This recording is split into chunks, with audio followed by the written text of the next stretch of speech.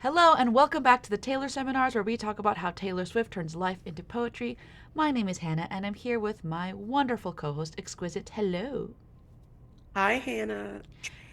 We are so excited to dive into track two of Midnights, which is Arguably Taylor's favorite. arguably Taylor's favorite on this album because she has played this song the most on the Eras Tour.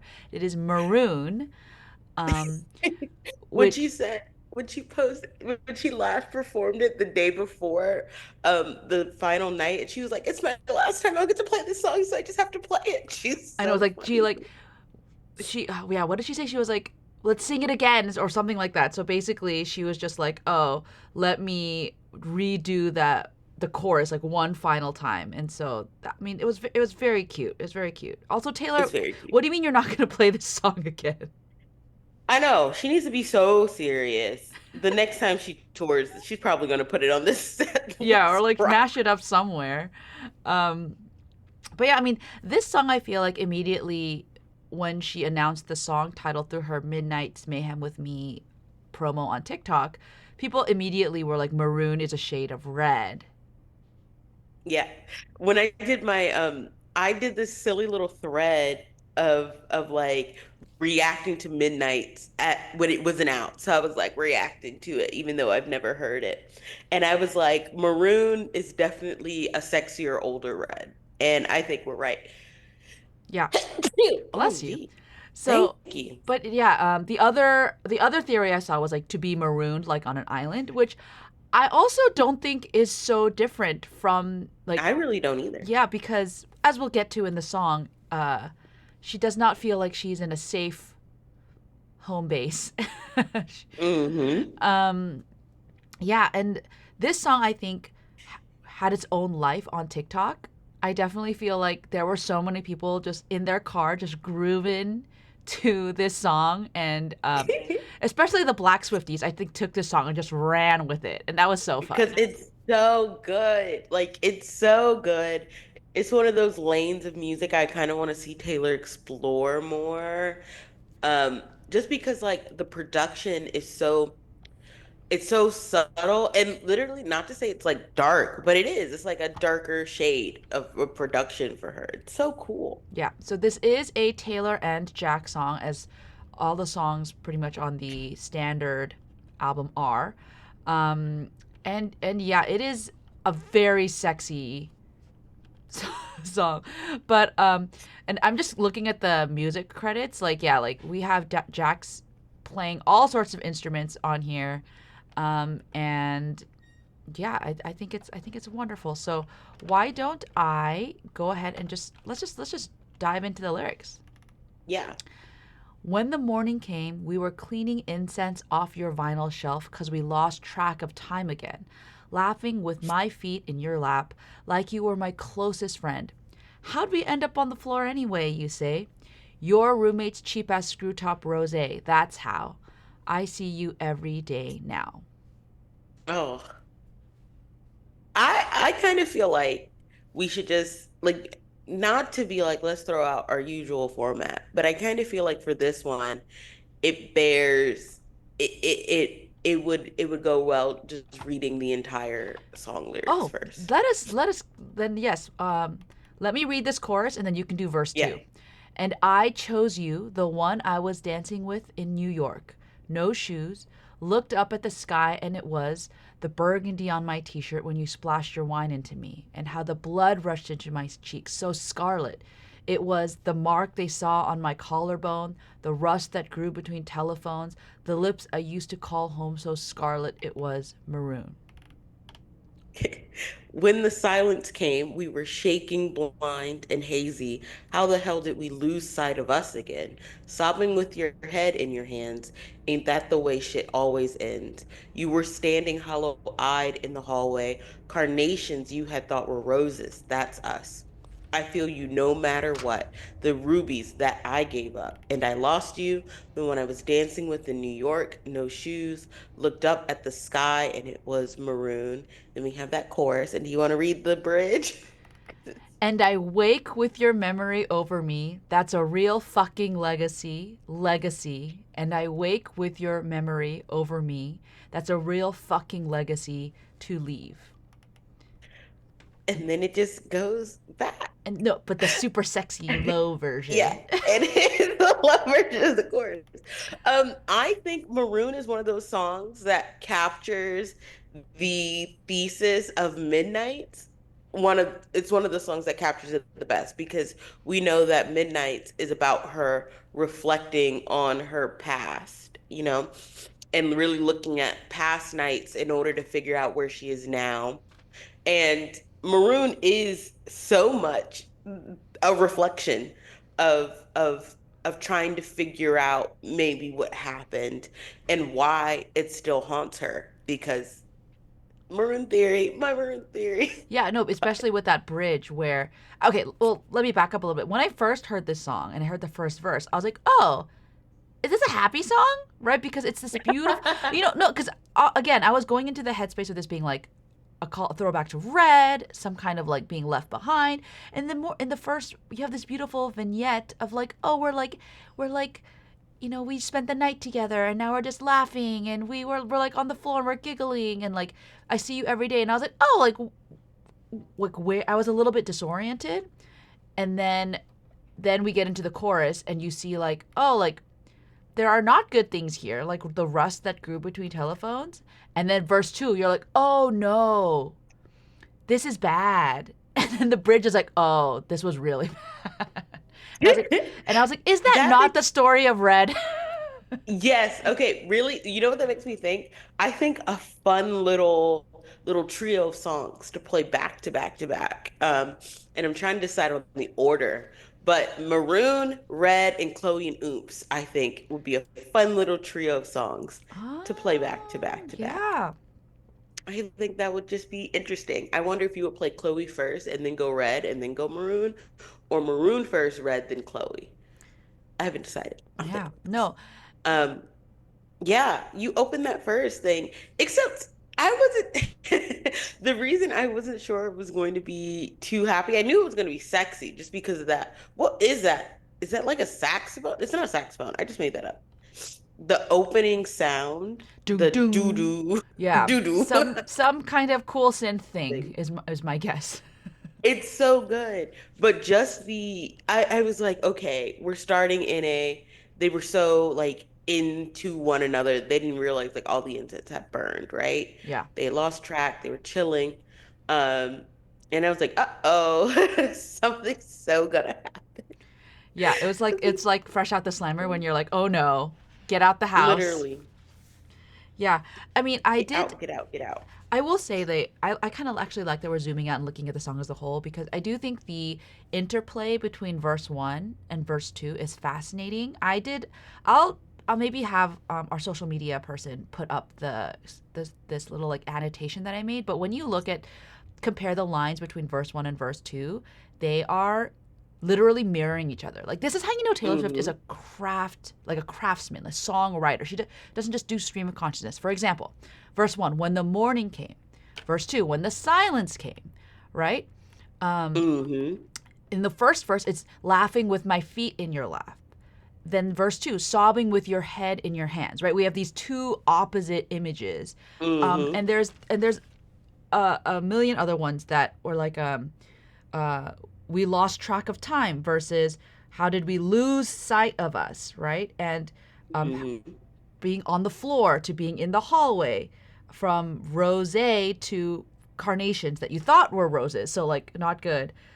And so it really, to me, this song just captures the songwriting and how brilliant it is. Yeah. Uh, it's just so good, right? It's just so good. Well, why don't you I talk a just little bit about the color and how it plays through the song? Okay, so what is very interesting, and I do want to just bring it back to Red, because in Red, the song, she's mentioning all these other colors, Right. right? Blue, like I never known, dark gray, all alone. Um, Here, she's just like, we're gonna do different shades of red, because when I was younger, I just thought it was red, this super Yeah, vibrant, nice burning color. red. But as I've gotten, yeah, burning red. But as I've gotten older, I realized that that connection was maybe something a lot deeper and darker and richer than I ever could have imagined. So it was burgundy of like a splashed wine, blood in her cheeks, but and that is like a scarlet blood. Um, the mark on her collarbone, which is like a hickey if Yes. you are of the pale variety and get really red hickeys. Um, Nope, it's yep. literally rust. And then like maroon, like this deep, deep red, right? And I've heard some people that are like looked up at the sky. Like, what do you mean the sky is maroon? I don't think the sky's ever been that deep, dark maroon, but you get red No, skies, and I guess it's just like no, I've it's definitely different seen from like red and dark red, deep yeah. red sunset. I think it depends on what kind of pollution you have in the air or what kind of Yeah. clouds. But I also think it's a perfectly fine metaphor for just being like she looked up, like she got a glimpse, like she was seeing she was above the trees, and she's looking up and she's like, "Oh my God, it was a lot darker than I thought. It was a lot more important than maybe I was equipped to handle when I was deep in it?" Yeah. And I also really love the way she implements saying maroon in the especially in that last part where she's listing the colors and she keeps going it was and then stops herself because it like she wants to say red where she's like it was red and then you get this Taylor in the background of going no it was not red it was maroon it was so much more than we thought Yeah. and now it's haunting you because it was so much more than you thought. And I love this I love playing on what you said. Like I love this idea of that like different by seeing these individual shades, she can see more. It's not like putting things into a bucket bad versus good. It's like Mm-hmm. what were the things that were there and can I contextualize each of them within the context of this relationship. I mean, I mean I would even say like you even get like a rosé is like pink. You kind of get that pink Mm-hmm. color in there, right? You have and then you have things that are red that also like trigger her memory, like carnations, the Mm-hmm. rubies that she gave up. Like she really and she isn't just, again, going back to the songwriting, like she isn't just listing red things like apples, right? Like she's specifically choosing these images so that it builds that story of like, yeah, bringing carnations, which are sometimes used at funerals, right? Instead of roses that are romantic, right? The not just the Mm-hmm. jewels that she gave, but these very precious rubies that happen to be red, right? That she gave up, and I just think that that's done so brilliantly. And my favorite one is the rust that grew between telephones. Like, girl, Yeah. people die to write lyrics like that. I know. Oh, also, like that carnations versus roses thing. Like, yes, funerals, but like red roses are like love and passion. Everybody knows this, right? But like deep red carnations are like a deep love and affection. So it's Ah, like it was like roses are like the like stereotype you give roses for Valentine's Day, but she is like carnations you had thought were roses is also like you thought maybe we just had this stereotypical love, that it was just like the most basic love, but it was actually so much deeper than we maybe both thought, and that's why you treated it so like callously, right? You yeah, weren't gentle with it because you were just like you never called it what it was. Word to All Too Well 10-minute version. yep.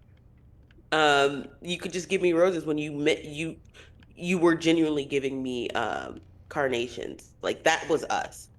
Ugh, yeah.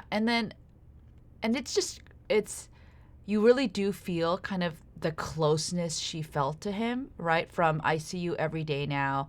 I chose you, right? Like they were dancing with no shoes, like very intimate. But then Hmm. by the end, there was rust that grew between telephones. So if you don't know, back in the day, telephones used to have wires. and For any uh, young people listening. yeah, and the implication is that rust was able to grow over these wires because there was no communication, no one was maintaining, there was silence that just grew and grew and grew, um, right? There were but then even when he's gone, she still feels him no matter what, which is so sad. Well, why don't we talk about the bridge? Talk about the bridge, Exquisite. Oh my God. When I tell you, I think this is one of my favorite Taylor bridges because it seems so simple, right? I'll just read it again. And I wake with your legacy, with your memory over me. That's a real fucking legacy. And then you have her in the background going, it was Maroon. And I wake with your memory over me. That's a real fucking legacy to leave. Okay, so do you subscribe to the people who go, that's a real fucking legacy, comma, to leave? Or do you just say, like, which one do you subscribe to? I subscribe to that he just left the legacy, right? Like you, that's what you left. Hmm. But I don't I don't hate the people who say to leave. I think that you do have a case, but when I hear it myself, I always lean towards the former. That's also what I do. I do see what they are saying, obviously. And I think that's a fun way to listen to it because of the way she is singing it. Like there's like a pause, there's like a downbeat there. Um, but the act of her waking, right? Because before, like it opens up, they hadn't gone to sleep because when the morning came, they were still up. So now when she wakes up, she's like remembering all of this stuff. And if you guys remember my Maroon theory, which is just Okay, so so to in me, case people joined during the midnight season, why don't you yeah. talk about the Maroon theory? Okay, I'll start over. The Maroon theory to me is one of those things where she was envisioning her current lover at the time, because we are taking Maroon as the time capsule in which it was written. And she was seeing shades of this old romance in him. So she would look at him and be like, "Oh my God, that happened to me before." And it's happening again. And that legacy of someone who has left, someone who doesn't take me as seriously as maybe as he should have, someone who I had loved so deeply, is happening all over again. And I need to figure out like what this meant. Like I had given up rubies, I had done all this stuff. Um, and it's happening again. Like, come on, it's happening again. It's happening again. Um, so that was like my Maroon theory is like the I wake with your memory over me is like not just his memory, like literally she's like, oh my God, it's you again. It's everything I do is in circles. I'm a clock. I'm just repeating all of these things. How do I break out of these this pattern of behavior? And I do think Maroon's one of the songs where she's like, uh-oh, I am in a Like a situation I loop. was in when I was 21 again. Yeah. Um, and what I think is really interesting about this is that my Maroon theory holds true for what we found out with Torture Poets Department. Mm-hmm. Mm-hmm. So me and Taylor are like this, crossing my fingers. She's in my head, I'm in hers. We know each other so well. No, no, I do think that if you know the context of when Midnight's was written, right? It was during this re-recording time in her life, especially when she was Hmm. doing Red TV, Red Taylor's version, in the context of whatever was going on with her relationship at the time. We do know she was writing songs like You're Losing Me. There is this idea that, yeah, perhaps re examining the stepping stones, right? Trying to figure out where she went wrong, to quote from Evermore, right? That it unlocked something in her brain, right? Like maybe the, what is it like when you read at face value? Oh yeah, there's a legacy that this previous relationship that Red was based on left a legacy. But Hmm. now she's like, wait, no, like there's more to this legacy than I really thought. It's a real fucking It's legacy. haunting me. Yeah, Like it is haunting me. yeah. I'm up in the middle of the night. I shouldn't be thinking like this. And yet I am because again, she's remembering these memories of like she actively chose somebody and that person left her. So she's remembering again what it was like for her as the bolter, if I'm to go into the future a little bit. Um, she's remembering what it's like for her as the bolter to choose someone and for them to leave her. Um, and she's in a situation where um she is maybe feeling emotionally left behind, if Right. not physically. Right. And that's what she's like making a, because we do see, we can see her brain making a decision we weren't aware that she was making when she was Mm-hmm. writing Midnights, of to leave or to stay. And here she's like, his legacy, he left this legacy of leaving me. So I need to stay. Maybe I can right the ship again that has Ooh. happened. Maybe I can course correct this time. Mm-hmm. Um, because I don't want to give up rubies again. Because I'm gonna always feel those rubies that I lost, She you wants know? to stay bejeweled.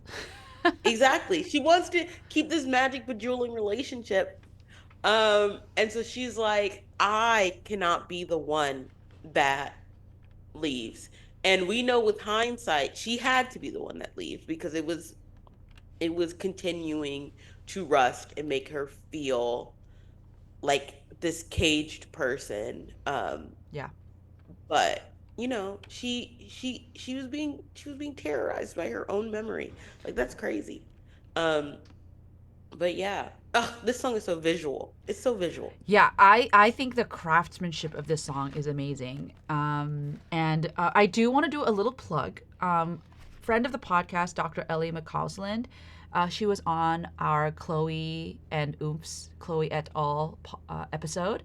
Her book, Stars Around My Scars, just came out. It's an annotated, basically she's annotated a bunch of Taylor Swift songs, and Hmm. she has a little section on Maroon. I'm just gonna read a little bit of it.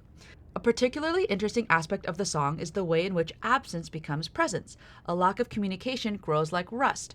Silence arrives. A long gone lover leaves an ever present legacy. This reflects the way in which loss, heartbreak, or bereavement often feels like a physical pain or burden.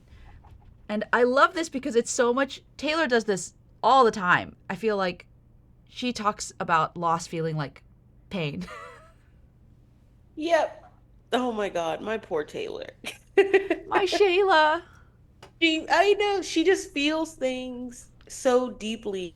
And again, what was said in the thing that you just read of like the past becoming present. Ugh, I love when Taylor does that, where she brings it all back.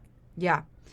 The other one part I wanted to read was there's there's quite a lot of alliteration. Okay, so if you don't know, alliteration is when words kind of start with the same sound, and there's like a sister term called sibilance. What's sibilance?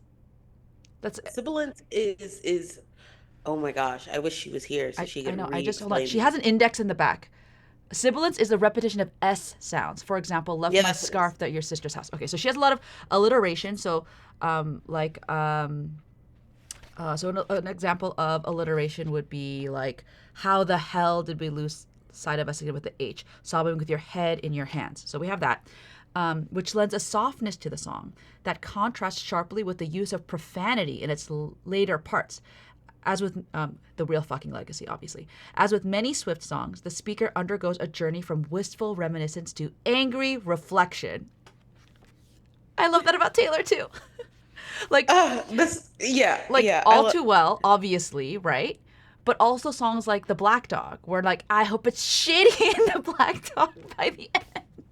Where it's not just like like oh like and I hope you hear the song. It's like, no, I hope you hear me screaming. She's so good at that. She's so good. Oh, also, I just remembered because I was like, what did we talk about? If you want to hear it even in more detail, go back and just listen to the Taylor wrecked our plans episode. Because one, the episode's really funny because we did predict a lot of TTBD, but not in ways we thought we would. Um we predicted a lot of it about Taylor being like, I bejeweled once, I'll bejeweled again. And how that was like entirely self-destructive. But then also necessary for healing. But when Taylor announced Maroon on her Midnight's Mayhem with me, she was wearing the red ring. She was.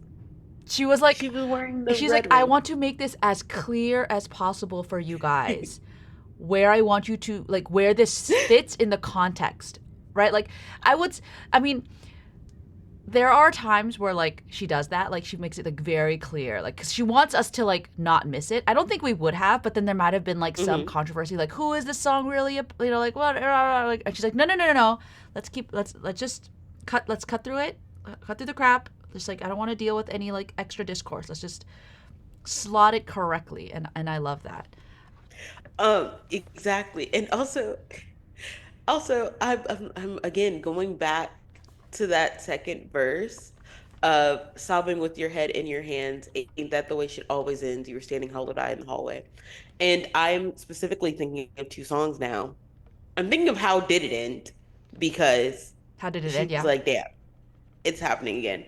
But I'm also thinking of You're Losing I was Me. gonna. I was like, I'm telepathically connected to Exquisite. It's yeah, no, it's literally like, now you're running down the hallway. You know what they all say. You know what you got till you're gone. Like, stop. And that's the carnations you had thought were roses. Yeah, yeah, yeah, You don't know what you got till it's gone. yeah. And it She's the whole idea of like you say I don't understand and I know you don't. Right. Like that's hmm that lyric. Like right there. like, ugh. And we go into this like just the act of that first verse being in a bedroom, or not a bedroom, a living room that they were sitting on the floor or whatever, or it could be a bedroom. It's somewhere. Somewhere in an intimate It, apartment. it's intimate room versus being in a hallway, like this transitory place Yep. of leaving, going behind. Other times where she's been in a transitory place, I'm thinking exile. And I think exile about this because when I hear exile, um, so I'm leaving out the side door. To me, that is one of the best parts of that song, just because like she's listing like the things that she did, and so she's like, you know what? I can't even go out the front door because he'll see me immediately leaving. Let me leave out the side. I've got a bolt because he's not listening to me anymore. And then you get the like male character that comes in and is like, so step right out, go. But I imagine that male character is yelling out the front door because even then they're not he doesn't know which way she would have gone because he is not has not been paying attention to her. No, Anyway. so our beloved doctor, Dr. Ellie, also for her, she also connected to exile for the lips I used to call home, right? That is such Hmm. like echoes exile, a relationship as a familiar place from which one can become a foreigner, right? Like you like I used to call this place home and now I can't. You're not my homeland anymore. So just final plug for her book. So she does have an analysis section where she like does like an overall analysis of the book, but then of the song, excuse me. But she also does like she literally writes around the lyrics and she like circles things and underlines things and bolds things. So if you want to get this book, I think you can get it anywhere. But I'll put this book title in the show notes. But anyway, we love you. Thank you and thank you for writing Yes. this. Yes.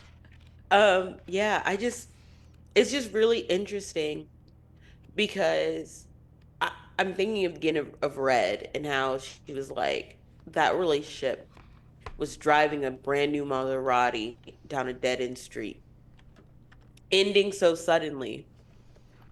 Passion and sin, blah blah blah, ending so suddenly, and then here she like describes this kind of sudden ending, and but it also isn't sudden. Like it was the rust that grew between telephones. Yeah, that's the Like he distance. stopped Yep. calling, she stopped calling.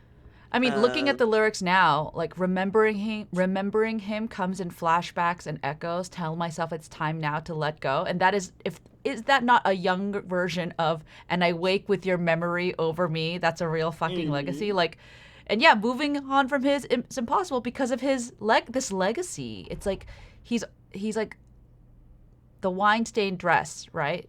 That I can't wear Also, anymore, exactly. Weinstein dress, and then the which is from okay, Clean. the burgundy of my t-shirt when you splash onto me. Um, they're all connected, even if clean is about something else. Taylor she loves that Yeah. imagery. But on that, On that bridge, though, I'm looking, the first two lines of the bridge are like when they were together. Not the bridge, oh my God, of the chorus. Yes. The burgundy of my t-shirt, you had splashed your wine, and then the blood rushed into my cheeks. So she was blushing when he splashed his wine into her, whatever. And then right after that, she's like, the mark you saw on my collarbone. So it wasn't a mark he left.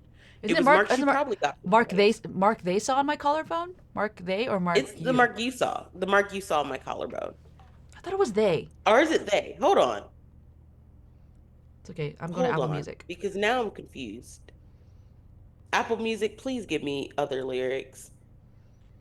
It's they. So what is Mark? Why does this lyric? Hold on. Someone So might have made a anyway, typo.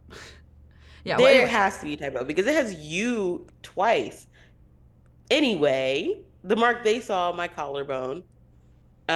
Yeah, they're So people are separated seeing like now. Yeah. either them they're separated. Like either people are seeing his old marks or he and other people are seeing new marks.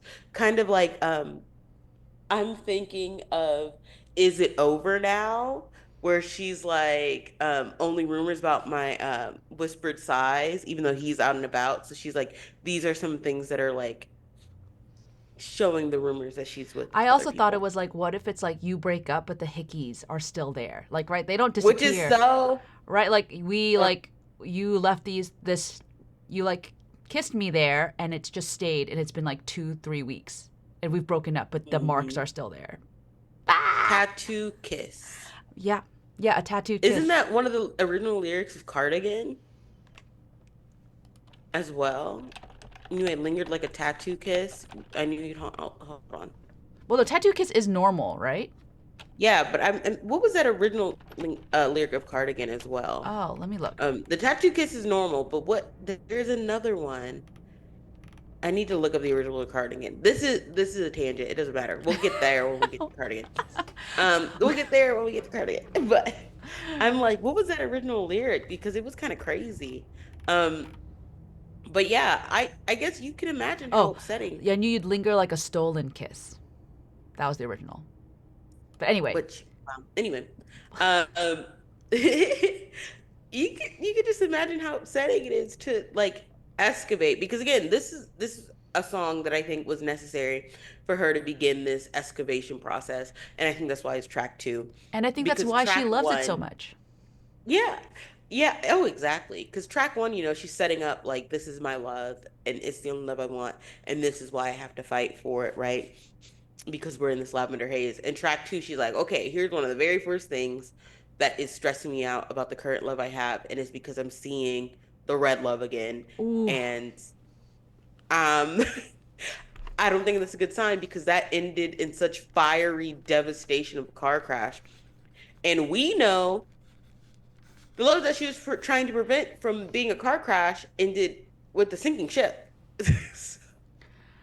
girl, I think that's it. So, You just said that what needed to be said about this song and its context and the album. Yeah, she has this love track one, and then track two.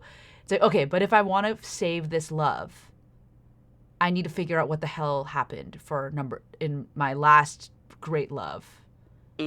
the And one that's reminding me that he keeps like, reminding yeah, me of why am I him. getting these flashbacks and echoes?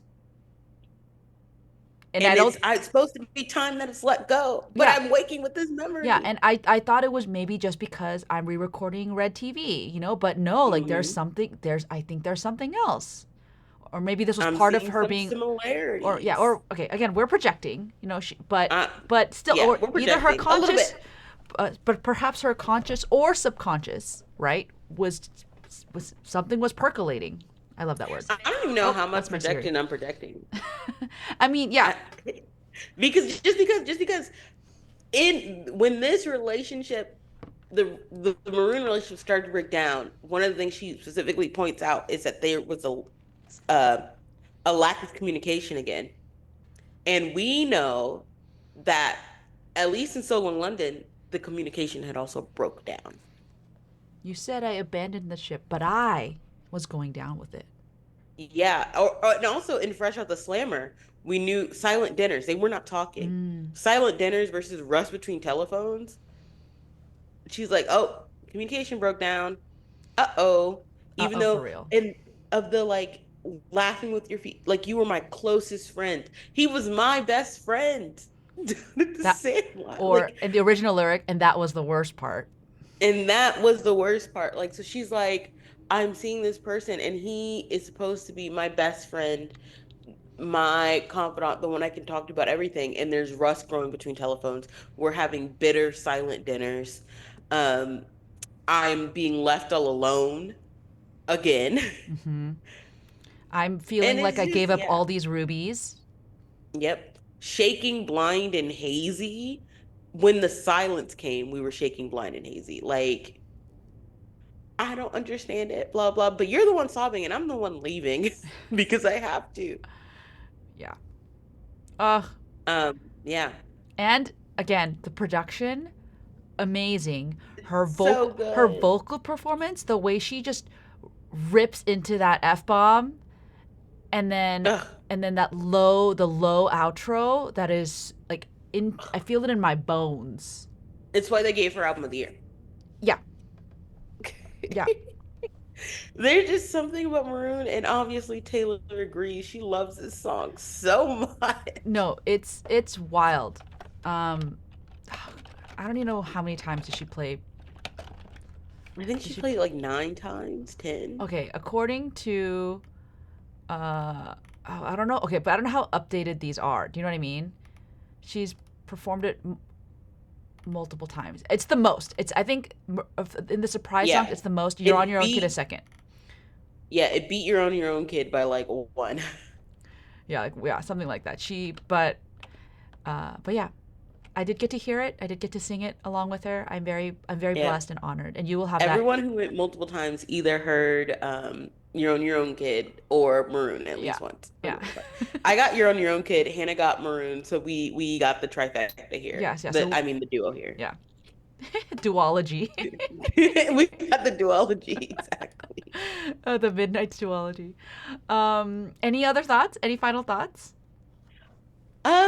I just think I'm thinking of like the track listing of Midnights, and I obviously I'm like Midnight's is TTBD's mother, but you can see how good she becomes at crafting a track list. And then having bonus songs that add to the story but make sense that they were bonus, even if you like some of them better. Um, the same way she does with TTBD. And again, I want us to take all these songs and the time period in which they were written, but it does make sense for us to be like, that is why TTBD is like that. Because if you look at Midnight's, it set it up. Like she was just beginning to realize she had um very similar experiences happening again. And then she had to dig up those unset bones. Like she was like, "Oh, I need to break some things inside myself to figure out what's going on. Maybe some things that I thought had healed properly and they had not." And I've said this on the podcast before, but I'm saying again because now we're in Midnight's properly. Midnight's as an album is her looking at the places she thought she healed and literally breaking those bones back. It's very painful, obviously, and it caused a lot of growing pains and a lot of her deciding what path to take and then being like, oh, that was the wrong path, like post Midnights, and we see that reflected in TTBD, um, where she had to like lick her wounds and kind of like explain to herself in the only way she can, like what had happened. And so Midnights is so important. So again, we have like this setup of Lavender Haze of being in love, and that's what she's fighting for. Like this is what I'm fighting to keep. And then we have Maroon, where she's like, oh, the past is haunting me. And then our next one's gonna be Antihero, where she's like, oh, it's me. I'm the problem. Well, we'll get there. And we will get there We in the will get next there. episode. Any The ideas emoji. for the emoji? I mean, we could always do a telephone. We could. Um, We could. to do a Um, glass of wine, we could do a scalpel. like Is a there a knife. knife? Yeah, because this is the beginning of her like cutting open her own Oh my gosh, body to that is figure out well. what's going, Thank you digging for in her own that. brain. Let me see what. I mean, we could for now we could just do a knife. I don't know if she used a scalpel. She might have. Yeah. There's. Honestly, I don't think Taylor was very gentle with herself on midnight, so she probably did just take a knife. Yeah. So any kind of knife. There's also a sword emoji that looks like a knife. Whichever you would prefer, dear listener, would totally be fine. Um, yeah. So yeah. Thanks for listening, everybody. Yes. We are so excited to be really getting into the meat of Midnight now, and we will be back with you next time for Antihero. So tune in then. Yes. Bye.